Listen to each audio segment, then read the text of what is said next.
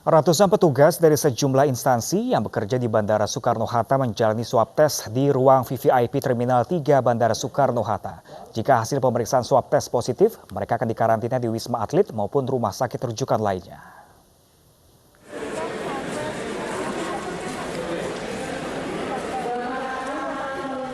Satu persatu petugas Bandara Soekarno-Hatta dari sejumlah instansi, mulai dari petugas Angkasa Pura, AFSEC, TNI Polri, Otoritas Bandara, Imigrasi, Bea Cukai, serta petugas Ground Handling menjalani swab test atau tes PCR di ruang VVIP Terminal 3 Bandara Soekarno-Hatta.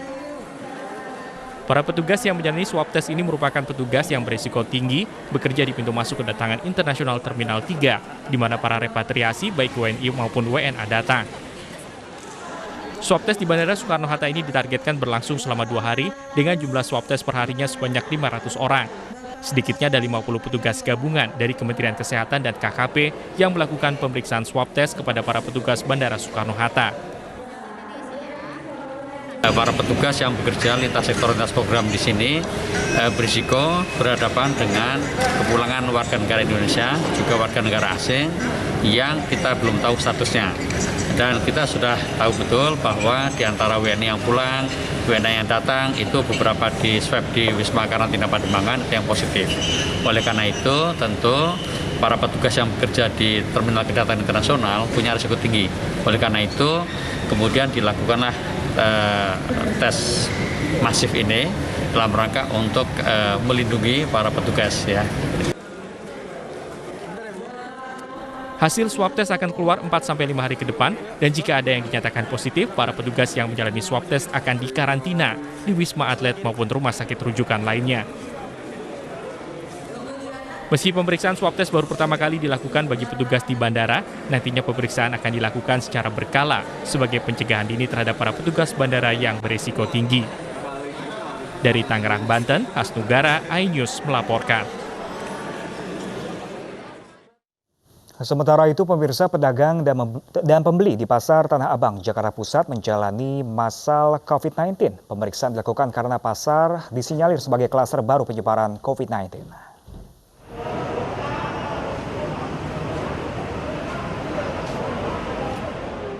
Pedagang dan pembeli di Blok A dan Blok B menjalani tes massal COVID-19 di pintu timur Blok A Pasar Tanah Abang, Jakarta Pusat. Tes massal yang digelar di Puskesmas Kecamatan Tanah Abang menyediakan 150 alat rapid test dan 80 alat uji swab.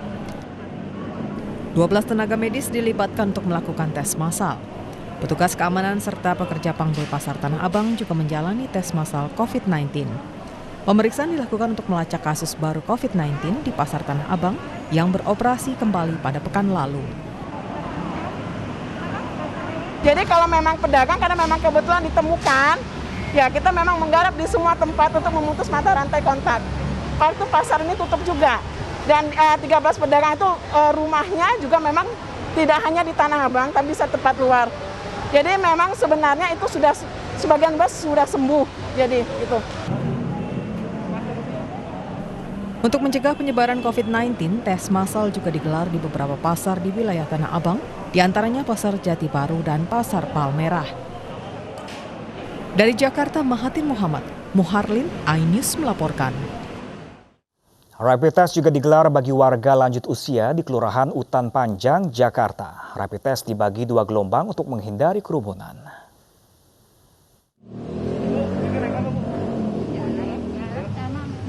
Dinas Sosial DKI Jakarta dan Puskesmas Kelurahan Kemayoran menggelar rapid test di Kelurahan Utan Panjang, Kemayoran, Jakarta. Rapid test dilakukan kepada warga lanjut usia yang dianggap rentan terpapar COVID-19. Sebelum mengikuti rapid test, para lansia ini dicek suhu tubuh dan gula darah. Menurut Camat Utan Panjang, lansia yang mengikuti rapid test ini merupakan penerima Kartu Lansia Jakarta atau KLJ. Pada hari ini kita sudah berjalan sebanyak 76 lansia, ya, yang hasilnya sudah kita dapatkan langsung real time, yang alhamdulillah semuanya negatif, ya. Rapid test massal ini akan digelar selama 2 hari dengan peserta hampir 400 orang. Rapid test dibagi menjadi 2 gelombang untuk menghindari terjadinya antrean dan kerumunan warga. Dari Jakarta, Vena Malinda, Adrian Ardinugroho, iNews melaporkan. Ya, pemirsa, selain orang dewasa, rapid test juga digelar bagi anak-anak dan juga balita. Di Keramat Jati, Jakarta Timur, berdasarkan rapid test, 10 orang dewasa dinyatakan reaktif corona.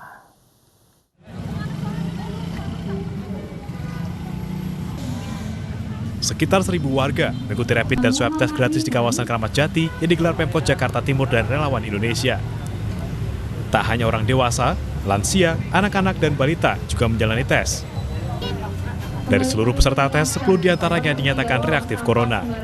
Umurnya yang kecil 3,5, yang gede 11. 11 ya Bu, itu kenapa sih ikut rapid? Ya saya jaga-jaga diri aja Mas, takutnya kan ya namanya virus kan kita nggak tahu ada apa enggaknya, tapi alhamdulillah negatif. Para peserta yang dinyatakan reaktif kemudian diarahkan ke bilik isolasi untuk menjalani swab tes. Saat ini di Kecamatan Keramat Jati terdapat 3 RW yang masuk dalam zona merah corona. Dari Jakarta, Rio Manik, iNews melaporkan. Pembiayaan rapid test mandiri menuai protes masyarakat. Pasalnya harga rapid test yang cukup tinggi dan memberatkan masyarakat yang tidak mampu.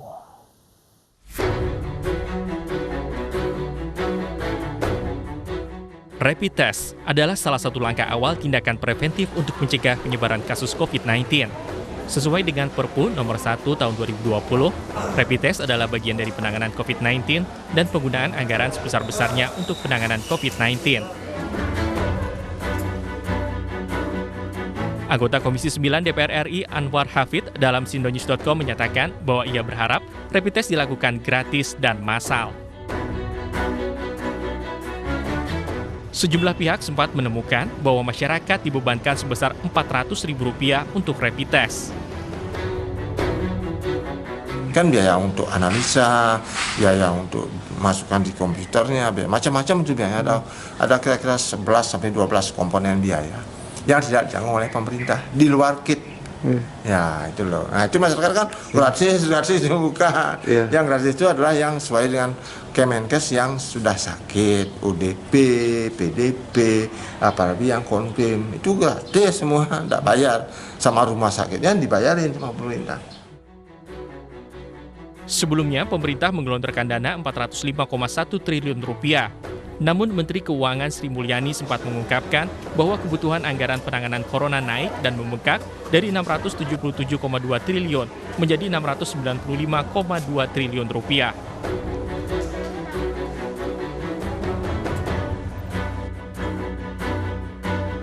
Sementara anggota BPK, Ahsanul Qosasi, menyampaikan akan memeriksa kinerja dan pemeriksaan dengan tujuan tertentu terhadap 5 program penanggulangan COVID-19.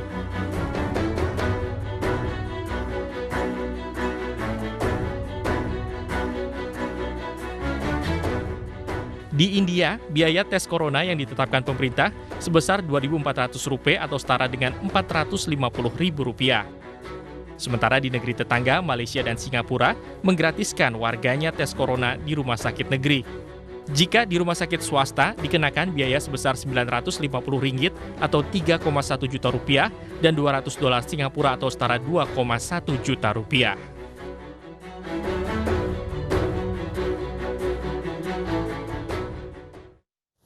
Ya, pemirsa, penyemprotan disinfektan masif terus dilakukan di sejumlah pusat keramaian di ibu kota. Pasar tradisional Cideng Thomas, Jakarta Pusat disemprot karena 2 pedagangnya positif COVID-19.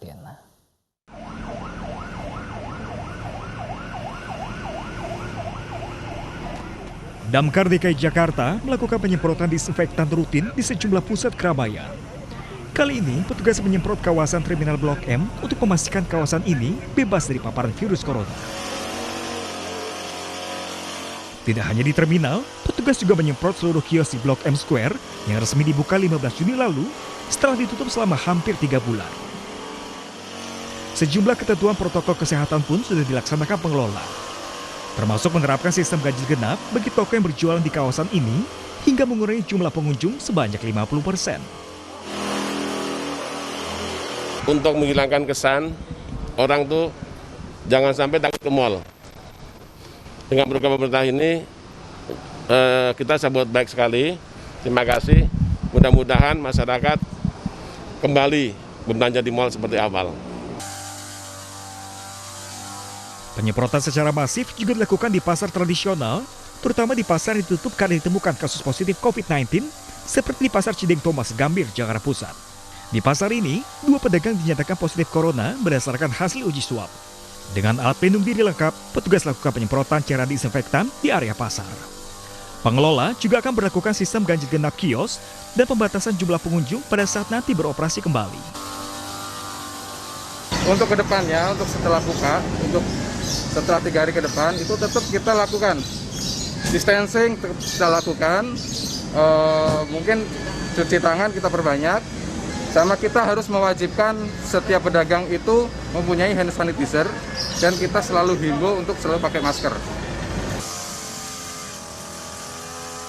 Sterilisasi dengan penyemprotan disinfektan diharapkan dapat memberikan rasa aman bagi warga sehingga roda perekonomian bisa kembali berjalan dengan baik.